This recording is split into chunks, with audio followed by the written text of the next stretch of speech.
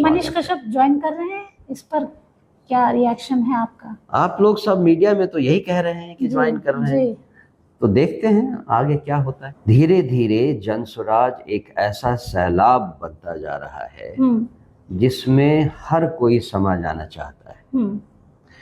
हम सबको अपने अंदर समाने के लिए तैयार हैं। बिहार से 2014 में कितने वोट मिले, मतलब थोक में वोट मिले। नरेंद्र मोदी की जाति का यहाँ कौन रहता है, कितने लोग रहते हैं बताइए। ऐसा बिल्कुल कहना गलत है कि लोग जातियों पर ही वोट देते हैं। नमस्कार, लाइव बिहार देख रहे हैं आप, आपके साथ मैं स्नेहा गुप्ता। इस साल के अंत में बिहार विधानसभा चुनाव है। ऐसे में दो मुख्य धाराओं के बीच में जनसुराज तीसरी धारा का काम कर रही है, जहां एक तरफ एनडीए है तो दूसरी तरफ इंडिया अलायंस और तीसरी तरफ जनसुराज। और कहीं ना कहीं इस बिहार विधानसभा चुनाव में जनसुराज कमाल तो ज़रूर दिखाएगी, किसी का वोट काटेगी या किसको वोट दिलाएगी, ये भी देखना लाजमी रहेगा। हमारे साथ खास बातचीत करने के लिए जनसुराज के प्रदेश अध्यक्ष मनोज भारती जी हैं, सीधे इनसे जुड़ेंगे। इस साल क्या कुछ करने वाली है जनसुराज, क्योंकि बीते उपचुनाव की बात करें हम लोग तो आपने उसमें भी दाव ठोका था, लेकिन कुछ वैसी ही रिजल्ट्स नहीं आए जैसा आप लोगों को उम्मीद था। तो इस साल क्या कुछ तैयारी है आप लोगों की? हाँ, इससे पहले कि मैं आपको इस साल की तैयारी के बारे में बताऊं, उपचुनाव के बारे में याद दिलाना चाहूँगा कि हमें अपना पार्टी सिंबल 1 नवंबर को मिला था जी। और 11 नवंबर को हमारी जो प्रचार प्रसार की बात थी उसको रोका गया था, क्योंकि 13 को इलेक्शन थे। उस बीच में दिवाली भी था और छठ भी था। तो वर्चुअली 8 या 9 दिनों का हमारे पास मौका था जिसमें हम लोगों को अपना चुनाव चिन्ह बता सकें। और उन 8 या 9 दिनों के इफेक्टिव प्रचार प्रसार के बाद हमको 10% वोटर्स मिले थे। तो ये हमारे लिए कोई हार की बात नहीं थी। हमारे पास उस समय कम था, पर सौभाग्य से इस बार वैसा नहीं है।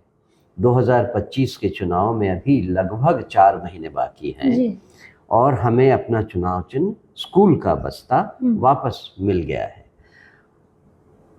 मुझे आशा ही नहीं, पूरा भरोसा है कि बिहार की सारी जनता चुनाव के दिन वोट देने के लिए जाने के समय स्कूल का बस्ता अपने जहन में ज़रूर याद रखेगी। और इसी से संबंधित एक और बात है, हम चुनाव लड़ रहे हैं इसलिए नहीं कि हम शासन में आए जी। हम चुनाव लड़ रहे हैं इसलिए कि लोगों को ये बात समझा सकें कि आपकी जो दुर्गति पिछले 40-50 सालों में हुई है उसके लिए किस तरह से आप खुद जिम्मेवार थे। अगर उस समय आपके पास कोई विकल्प नहीं था तो अब वो आर्ग्यूमेंट नहीं है। अब आपके पास एक विकल्प है और उस विकल्प को अगर आप एक मौका दें तो आपकी जिंदगी, आपके बच्चों की जिंदगी में बहुत सारे बदलाव संभव हैं। मनोज जी, एक सवाल आपसे ये भी मैं लेना चाहूँगी, क्योंकि बिहार की अगर हम राजनीति की बात करें तो यहाँ पे जातीय आधारित राजनीति होती है। आपको पता है ये वोटर्स फिक्स है। अगर राजद की वोटर्स की बात करें तो वही समीकरण से राजद चलता है, मुस्लिम और यादवों के वोट से। अगर हम बीजेपी की बात करें तो सवर्णों का वोट है। मतलब एक बना रहता है कि ये लोग तो हमें वोट करेंगे ही। ऐसे में जनसुराज का कोई कोर हार्डकोर वोट्स हैं जो एक समुदाय के लोग जनसुराज को ही वोट दे? आप लोगों के लिए काफ़ी चैलेंजिंग है, क्योंकि बिहार में जाति से बाहर निकलना काफ़ी मुश्किल है। मेरे ख्याल से आप लोग जर्नलिस्ट कॉम और बहुत सारे अभी तक के पॉलिटिकल लीडर्स इस बात को लेकर इतने एडमेंट हो गए हैं कि बिहार में जाति से बाहर कुछ हो नहीं सकता है। ये बात एक भ्रम है।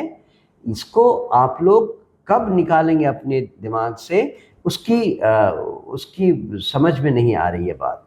वो इसलिए कि आप इम्पोर्टेंट ओकेजन्स पे देख लें, जनता कभी इस बात के लिए वोट नहीं करती है कि कोई आदमी किस जाति का है। जी। जैसा कि प्रशांत किशोर बार बार कहते हैं, नरेंद्र मोदी को बिहार से 2014 में कितने वोट मिले, मतलब थोक में वोट मिले।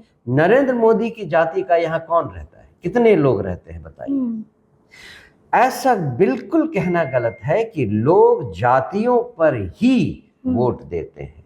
जाति एक फैक्टर है, इसमें कोई शक नहीं, लेकिन जाति ही एकमात्र फैक्टर है, ये समझना या ये बताना जनता में भ्रम फैलाने वाली बात है। जी। जनता को ये समझाने की जरूरत है कि उनके लिए किसने कितना धोखा दिया है, किसने कितने वादे किए और उन वादों को पूरा नहीं किया है। जिस दिन जनता ये समझ गई, उस दिन वो धोखा खाना बंद कर देगी। और यही कोशिश है जनसुराज की कि लोगों को समझ में आए कि उनके विकास के लिए, उनके बच्चों के विकास के लिए जो भी चीजें जरूरी थीं, वो अभी तक की पॉलिटिकल पार्टीज ने कभी आपसे वादा नहीं किया। किसी ने धर्म के नाम पर कुछ वादा किया, किसी ने चावल देने के नाम पर वादा किया, किसी ने बिजली सड़क बनाने के नाम पर वादा किया। किसी ने भी इस बात का वादा नहीं किया कि आपके बच्चों को कैसे रोजगार मिले, आपके बच्चों को घर से बाहर, बिहार से बाहर नहीं जाना पड़े। इसके लिए क्या करेंगे वो, ये तो उन्होंने कभी नहीं कहा। हम जनता से केवल इतना कहते हैं, इस बार जब आप वोट देने के पहले लोगों से मिलें तो सही सवाल पूछना सीख लें। जी, सवाल ये भी बनता है सर, क्योंकि अब तेजस्वी यादव भी बड़े बड़े वादे कर रहे हैं, कई तरीके के प्रोग्राम्स कर रहे हैं, लोगों के बीच जा रहे हैं, बता रहे हैं हम ये आरक्षण देंगे, हम वो आरक्षण देंगे। उधर एनडीए वाले भी आरक्षणों के लोग के काफ़ी बड़ी बड़ी बातें कर रहे हैं। ऐसे में जनसुराज बात करी है पलायन की, शिक्षा की, क्या लग रहा है आप, क्योंकि प्रशांत किशोर खुद इतने दिनों से पदयात्रा कर रहे थे, अब तो सभाएं भी कर रहे हैं, लोगों का रिस्पांस कैसा है? दो चीजें हैं। एक तो चाहे वो तेजस्वी यादव हो, चाहे कांग्रेस हो, चाहे राजनाथ सिंह जो भी आए थे, उन्होंने तरह तरह की बातें कही, बीजेपी हो, हर कोई ऐसा लगता है जनसुराज के वादों से सीख रहा है। जनसुराज ने जो कुछ भी कहा उसको वो लोग आइलैंड की तरह एक एक चीज उठाकर जनता को बता रहे हैं। अंतर उनके कहने में और हमारे कहने में ये है कि वो हर चीज को लोगों को एक बैसाखी बनाकर पकड़ा रहे हैं। आपको रिजर्वेशन दे देंगे, ये एक बैसाखी हुई। आपको हम 2500 रुपए फलाने योजना में पैसे दे देंगे, महिलाओं को दे देंगे, ये ऐसी बैसाखी हुई। On the other hand, Jan Suraaj लोगों से कभी बैसाखी देने की बात नहीं करती है। आप ध्यान दें, चाहे वो शिक्षा हो, चाहे रोजगार हो, चाहे वो वृद्धावस्था पेंशन हो, चाहे वो महिलाओं को रोजगार के लिए ऋण देना हो, इसमें से कोई भी बैसाखी नहीं है।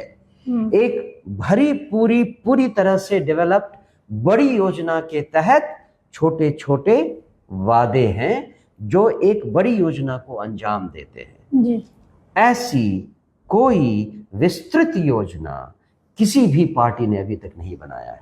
उन्होंने इंडिविजुअल ऐलान किए हैं जो जनता के लिए केवल बैसाखी का काम कर सकते हैं, उनको सही मायने में विकास की तरफ ले जाने के लिए वो कभी यूज नहीं हो पाए। आखिरी सवाल ले लेती हूँ। 243 सीटों पे जनसुराज अपना कैंडिडेट उतार रही हैं। आरसीपी सिंह की पार्टी ने भी आप लोगों में विलय कर लिया है, क्या और भी पार्टियां जुड़ने के लिए चर्चा हो रही है? एक मनीष कश्यप जी है, उनका भी कहना है कि वो भी शायद जनसुराज ज्वाइन कर सकते हैं। इस पर क्या कुछ कहना है आपका?